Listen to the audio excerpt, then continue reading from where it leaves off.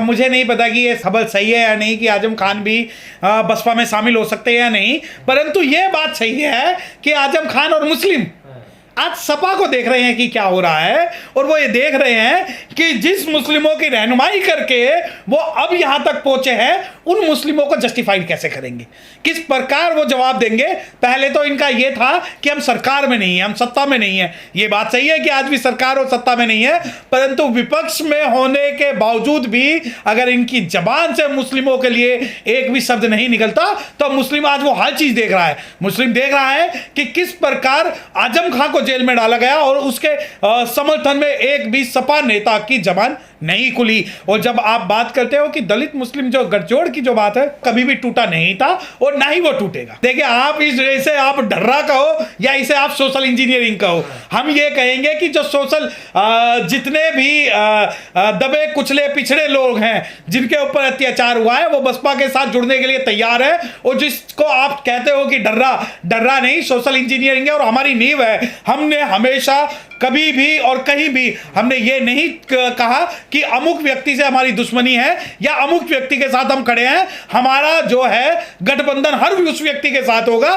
जो कि सत्ता परिवर्तन चाहता हो, संवैधानिक मूल्यों के हिसाब से अपना काम करना चाहता है। लेकिन लगता तो ऐसा ना सर, ब्राह्मणों को आप किनारा कर रहे हैं और मुस्लिमों को अंदर ले रहे हैं। जैसे गुड्डू जमाली को आपने पार्टी में ले लिया, नकुल दुबे को बाहर निकाल दिया। देखिए, ये पार्टी की पॉलिसी जो है कि उसको निकाल दिया, उसको ले लिया, ये गलत है। जिसको भी सामाजिक हित में और अपने व्यक्तिगत हित में ना होकर सामाजिक हित में जो काम करने हैं, वो बसपा के साथ जुड़ रहा है। आज मुस्लिम जो है उत्तर प्रदेश के अंदर आज भी ये देख रहा है कि उनकी रहनुमाई करने के लिए कि क्या इनकी रहनुमाई जो है भाजपा करेगी या सपा करेगी। और इसी कारण, और देखिए, राजनीति में आना जाना, दुनिया के अंदर कोई भी ऐसी राजनीतिक पार्टी नहीं है, पॉलिटिकल पार्टी नहीं है जिसके अंदर आना जाना ना होता। और बसपा भारत की सबसे बड़ी अनुसूचित जाति जनजाति की पार्टी होने के नाते ये बहुत आम चीजें हैं कि कौन पार्टी में आ गया और कौन पार्टी में चला गया। इससे जो है पार्टी की जो पॉलिसीज है उनमें ज्यादा परिवर्तन नहीं आएगा। तो क्या दलित मुस्लिम गठजोड़ जो किया जा रहा है, आप जो लग रहे हैं फैसलों से बीएसपी के 2024 की तैयारी की जा रही है? देखिए, अगर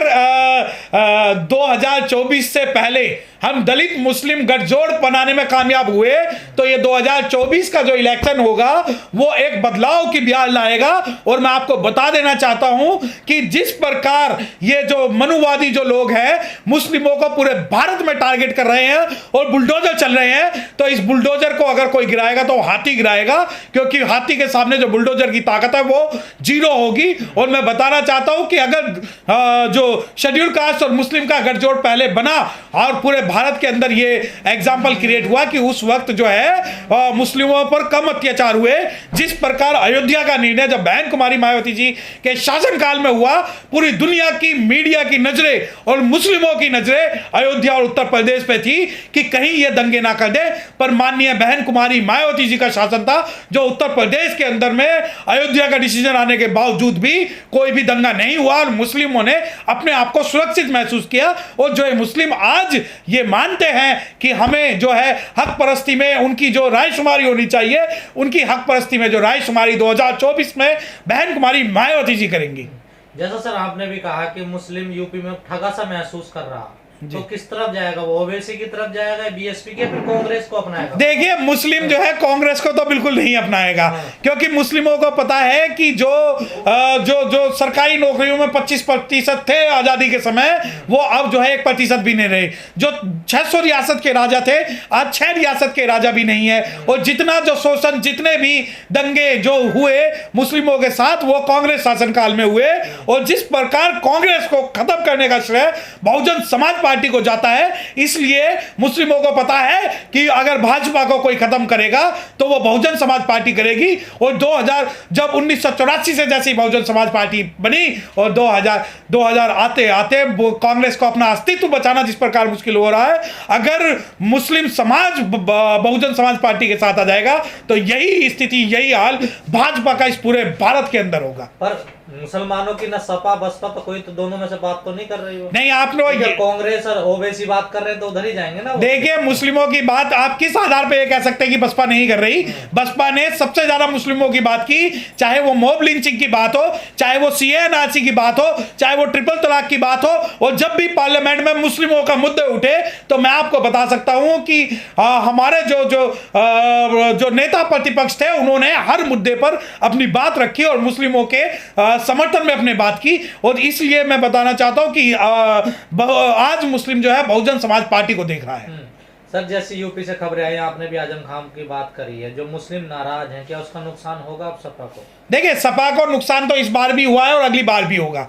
मुस्लिमों को पता है कि उनकी जो राय जो उनके साथ जो ठगर की गई है, उनके साथ जो चालबाजी की गई है कि उन्होंने जो है अब वो समझ में आ रहा है कि सपा भी भाजपा की जो बी टीम है और कहीं ना कहीं उस बी टीम को हराने के लिए मुस्लिम समाज जो है वो बहुजन समाज पार्टी के साथ आएगा। आजम खान ने सपा के विधायकों से मिलने से मना कर दिया जेल में। देखिए, वो तो बहुत देर की उन्होंने आते ये काम तो उन्हें पहले करना चाहिए था, परंतु उन्होंने वो राजनीतिक दबाव में, और मैं बताना चाहता हूं कि इस जो है योगी मोदी की सरकार के दबाव में ये बात जो है सामने नहीं आई, वरना मना तो इन्होंने काफी पहले कर दिया था, क्योंकि इन्हें पता था कि आजम खान अगर इलेक्शन से पहले मना करेंगे तो जो है चुनाव का जो रिजल्ट है वो बदल सकता है। तो ये खबरें उस वक्त मीडिया में नहीं है। आपको नहीं लगता ये जो बहुजन नेता है इन पर ईडी सीबीआई का ज्यादा दबाव है? ये नहीं, कौन से किन बहुजन नेताओं की अगर आप बात कर रहे हैं, सीबीआई और ईडी, देखिए शेड्यूल कास्ट के लिए कोई दबाव नहीं होता। अगर शेड्यूल कास्ट कोई गलत होता है तो उठा के जेल में डाल देते हैं। अगर हम कोई गलत करते हैं, हमारे खिलाफ कोई ने सबूत मिलते तो ये दबाव वबाव नहीं। इन्होंने तो ये देखिए कि जो बिहार के जो मुख्यमंत्री लालू यादव जी को जेल में डाल दिया, जबकि ना गृह सचिव को डाला, ना मंत्री को डाला, ना पियोन को डाला, ना चपरासी को डाला, ना डीएम को डाला, किसी को नहीं डाला। उन्होंने क्या किया कि माननीय लालू यादव जी को उठाया और जेल में डाल दिया। और बहुजन समाज जो अनुसूचित जाति का कोई भी अधिकारी, कोई भी नेता जो है वो दबाव में काम नहीं करता, क्योंकि अगर वो उनके पास सबूत होंगे, उन्हें अगर हम कोई गलत काम करेंगे तो हमारी रहनुमाई करने वाला कोई नहीं है और ये हमें जेल में डाल देंगे। इसी डर की वजह से तो नहीं बोल रहे ना, समाज पर अगर कोई अत्याचार होता कहाँ बोल पा रहे हैं? देखिए, ये बात गलत है कि कहाँ बोल पा रहे हैं। नहीं सुनिए, आप अखिलेश की तुलना अगर आप ये गलत कर रहे हैं कि आप अखिलेश की तुलना बहन कुमारी मायावती से कर रहे हैं। बहन कुमारी मायावती ने कभी भी रिजर्वेशन का विरोध नहीं किया, अखिलेश ने कभी भी रिजर्वेशन का समर्थन नहीं किया।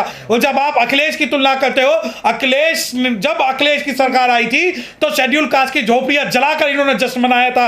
और जब अखिलेश की सरकार आई थी, प्रमोशन रिजर्वेशन का बिल फाड़ा गया। जब अखिलेश की सरकार आई थी तो हमारे हजारों लाखों लोग जो है उनका डिमोशन हुआ था। जब आप तुलना करते हो कि बहन जी और अखिलेश नहीं बोल रहे, तो आप मुझे एक मुद्दा बताइए जिस मुद्दे पर बहन कुमारी मायावती ना बोली हो। कहां जाती है बहन जी? नहीं, आपने अभी आपने सवाल किया बोलने की बात, जाने की बात एक अलग है। अभी आपने जब तुलना की कि अखिलेश और बहन जी, तो सबसे पहले तो ये तुलना ही गलत है। और दूसरी बात, अब आपके सवाल का जवाब कि कहां जाती है बहन जी, आप कहां देखना चाहते हैं बहन जी को, ये बताएं। बहन जी का हर प्रतिनिधि, हर जहां पर भी घटना होती है, सबसे पहले वहां बहुजन समाज पार्टी का प्रतिनिधित्व मंडल मिलता है। कौन जानता? बहन जी से उम्मीद करते हैं लोग। देखिए, ये बहन जी एक प्रतिनिधि हर राज्य के अंदर जहां भी कोई भी घटना घटित होती है, उस राज्य के पदाधिकारी सबसे पहले वहां पहुंचते हैं। और यह बात आपकी सही है कि आज हमारे समाज का हर व्यक्ति यह महसूस करता है कि बहन जी, जहां पर भी कोई घटना हो वहां बहन जी को आना चाहिए। परंतु कहीं ना कहीं बहुत सारी परिस्थितियां और बहुत सारी समस्याएं ऐसी हैं जिसके कारण बहन जी हर जगह पर नहीं पहुंच पाती।